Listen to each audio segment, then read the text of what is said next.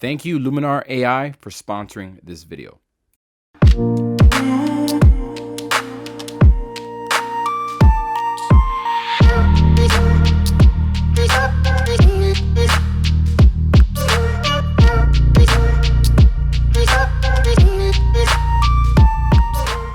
Sony A1 Sigma 28-70 using the beautiful natural daylight coming in from the window. Tip number one is make sure that you set your white balance to daylight when you're using this natural light, because auto white balance, this yellow backdrop, it doesn't look yellow. Set it to daylight and you're gonna get better colors coming straight out of camera. We got complementary colors. We got the yellow backdrop. Diana's got the blue dress. We rolling with that and let's see what we get.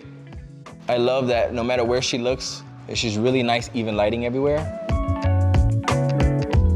All right, so I'm shooting waist level at 50 millimeter, and I think that's a good place to be shooting at when you're shooting a full body. If I shoot at head level at 50, that means that I gotta like almost angle my camera down, and I don't like that. Plus, I like to sit on the couch, so I'm gonna just find any reason to do this. That continuous AF of the A1 is crazy. Never loses focus, good. All right, next look.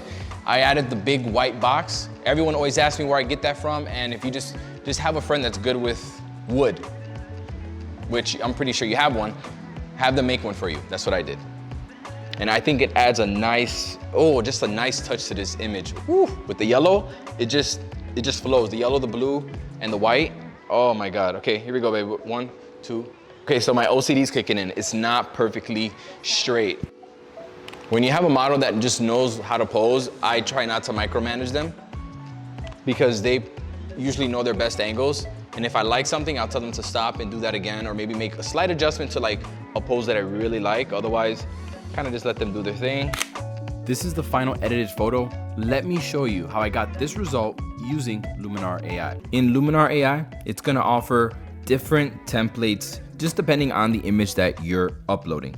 Think of these as presets on steroids because they make other adjustments to the image that you can remove or adjust later if you want it. So for example, for this image, I chose the high key template.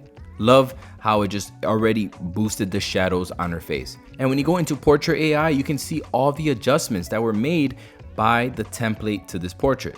So all I did was increase the eye whitening and dark circle slider a bit. I went to Skin AI and increased the amount of skin smoothing done to this photo. I increased the vibrancy to make the yellow pop a little bit more. And because this image has very soft, flat lighting, I added some contrast.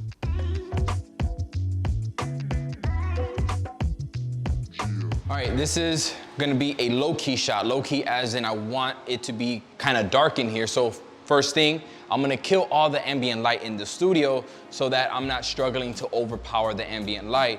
And number two, she's got some new boots and I wanna show them off. The problem is that the light was completely just hitting the floor, and I was getting a bunch of spill on the ground, and I don't have any grids for either my softbox or these lights here with the stock reflector. I don't have grids to control the lighting. So what I had to do was I turned on the modeling light so I could see where the light is falling, and I just angled the lights up. I want these to be in the actual photo. So I angled them up so that the light is not really spilling on the ground so much.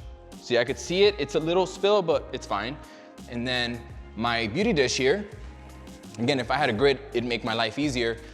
I put it a little bit over head level, but I angled it upwards so that the light is kind of feathered, so it's not gonna be hitting the ground so much and filling the ground with light. Feathering it up, shooting with an 85 this time so I can really compress the background. Got one light on each side. She's gonna have really nice rim light. She's in all black. The rim light is gonna separate her from the background. And this light, I'm feathering it to a point where it'll still illuminate her body, but not so much the ground.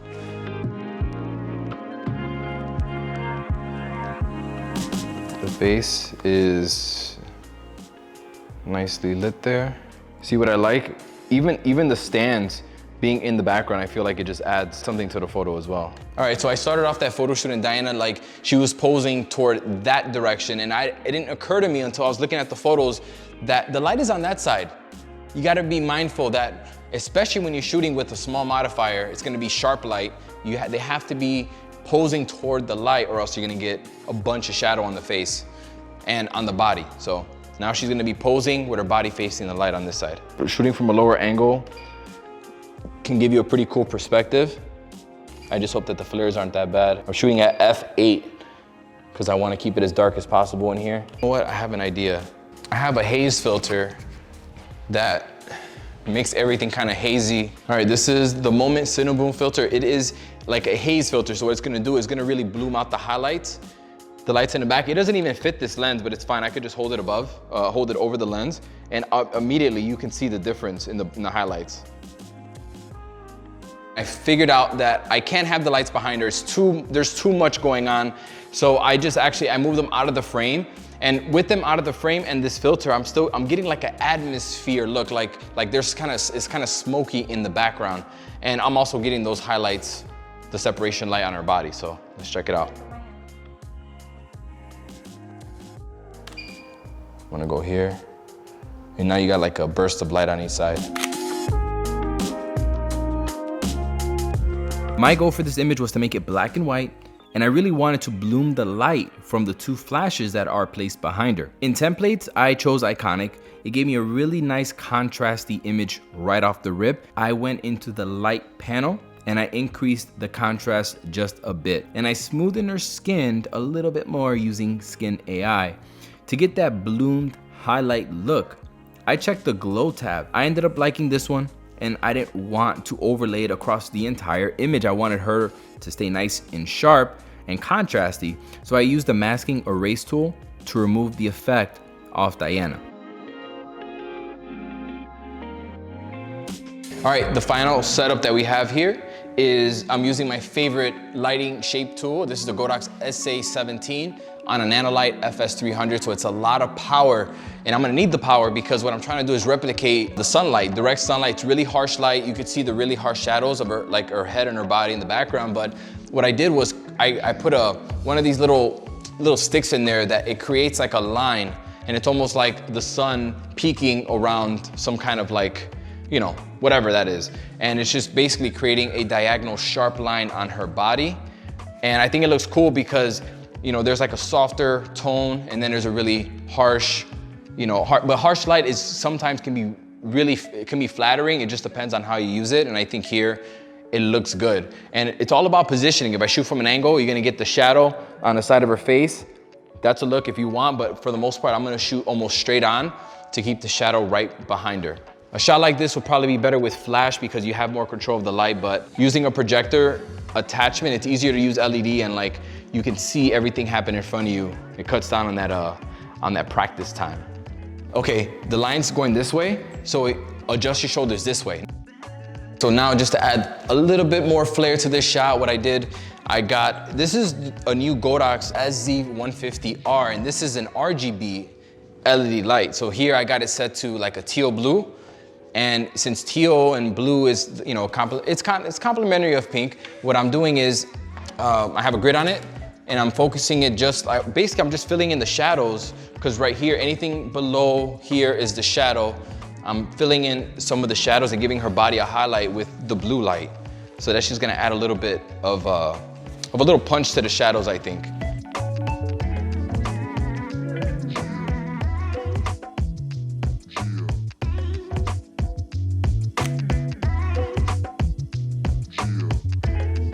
For this banger photo, I used the close-ups collection and immediately liked the color that I was getting out of this one. You can also see how it made a small body enhancement to Diana, although she doesn't need it. I'm sure she wouldn't mind, and that just gives me a couple brownie points. What do you think?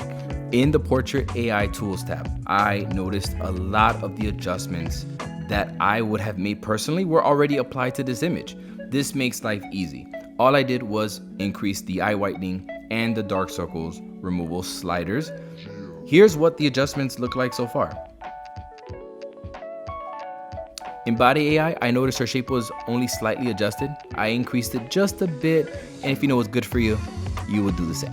I love toying and adjusting HSL sliders. You'll be surprised at how much of a difference you can make to a photo by doing this, but the color palette isn't very diverse in this image here, so I slightly adjusted the hues of the pink just to make it pop a little bit more. After adding some smart contrast, I was finished. Okay, one question that I get all the time is, where did I get this big white box from? The first image looked naked without it. It added so much to it. If you're looking to get something like this, go on Etsy. It could be kind of expensive, or you can have a handyman friend that knows how to build things. Now, when it comes to the editing program that I'm highlighting in this video, Luminar AI is an AI-based editing software, so you need a lot of computing power. You need a pretty fast computer to run this program, but if you do, this program can save you a lot of time, because as you've seen with the templates, you click one button, it does so many different things to the image that it thinks that it needs. It'll do body sculpting, skin retouching, color grading. It does all these things to it, and it's almost like a one-click do-all edit. And if you're not happy with it, you go in and adjust and make the adjustments that you need, especially for the people out there that don't know a thing about advanced professional retouching. This could really work out for you. Now, my favorite part about this program is that you don't need to buy Luminar AI and switch completely and change up your whole workflow.